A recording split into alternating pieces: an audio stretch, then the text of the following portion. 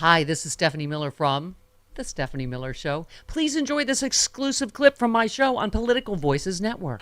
Malcolm, let's talk. I mean, obviously, bombshells get buried under bombshells, but I'm wearing the Russia shirt for you because the missing binder of Russian intelligence. I mean, I know we feel like, oh, we've heard all this before, but I mean, talk to us about where is this folder? And I mean, what did he give it to Putin? Did he sell it to him? Is Mark Meadows going to be? Is there going to be a search warrant? What do you think happens now?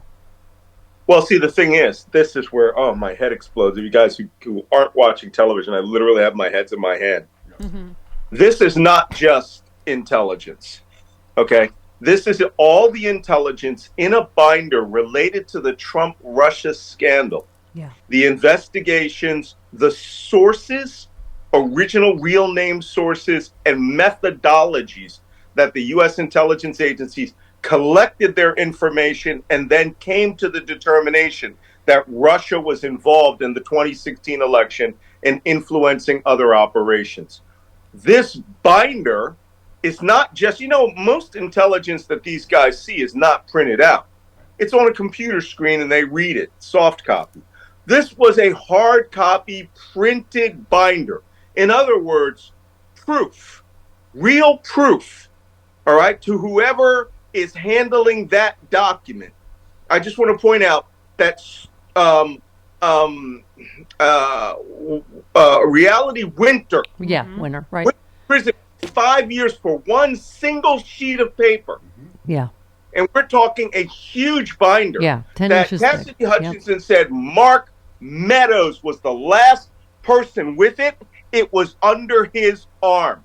Mm-hmm. By the way, you destroy that binder, that's worse than keeping the binder. Yeah. Because at that point, we can't tell if you photocopied it, right, gave it to Moscow in photocopy and soft copy, and then destroyed the hard copy in order to cover up your crime.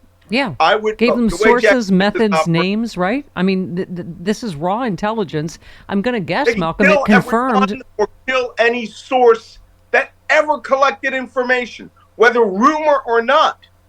And somebody made a good point. It was Frank Figluzzi who said, U.S. counterintelligence, our spy hunters, now need to get billions because we really have internal threats. You have guys like Kash Patel. My money was on him being the one who actually printed off this stuff because he wanted to be CIA director. He was a low-level loser under Mike Flynn and then went to Congress and then became the White House's golden boy for taking classified information. Someone has to go to jail for this.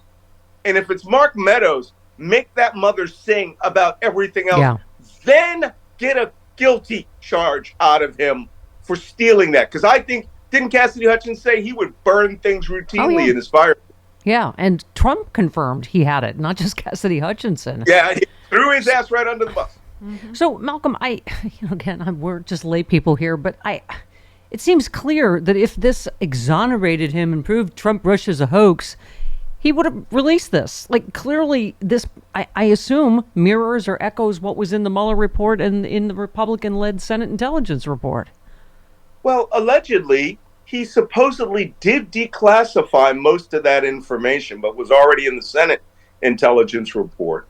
It was the really sensitive things, like the collection that was done overseas, information that was gleaned by NSA and CIA from Russian operatives themselves, or our own very spies. Yeah. That's what makes the rest of, I don't care if it's one single sentence on one sheet of paper with the unredacted real name of a source or an actual NSA CIA source. You go to prison.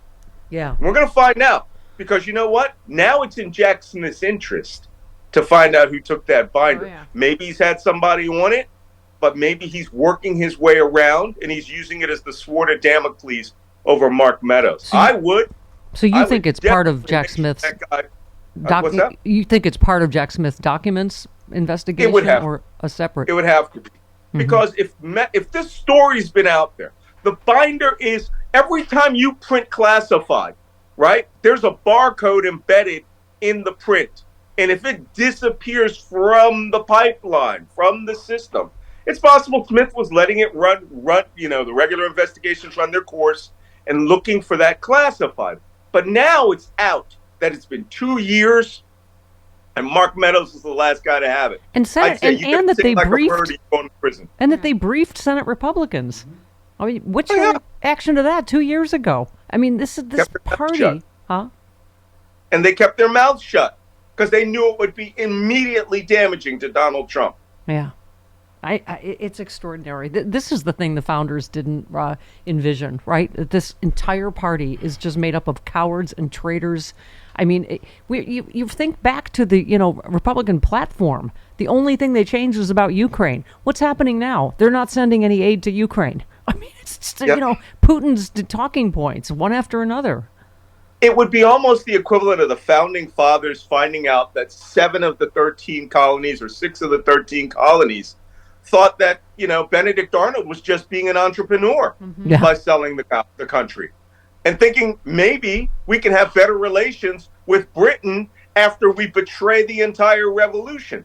Hey, more than one person did that during the American Revolution, including General Charles Lee, another one of the great traitors that wasn't found out for, a few decades after the war. The Republicans are making a platform out of treason. Yeah. Was there a Benedict Arnold University? Did he have a fake university? What's their mascot? I know he has a view of a fish tank in a basement at Battersea Church in London because I go there and I spit on it every time I go. Okay. All right. Maggie Haberman, Malcolm says if the Supreme Court upholds the Colorado ruling, he will probably be tossed off the ballot almost everywhere. So this is an earthquake. I mean, I don't know what's going to happen, but, it's interesting. George Conway, who's, former Republican, he said he was asked who will determine whether Trump committed insurrection against the Constitution. He noted the constitutional provision doesn't say it only applies to those who have been convicted of insurrection. Therefore, the courts are free to determine on their own, based on the valid judicial processes, what is insurrection and whether the facts meet that. And it sounds like that's what this court has determined. I mean, you wrote a whole book about it, about the insurrection. But he said what happened here was a 5-day trial. Trump and his lawyers got to participate. The judge made extensive findings.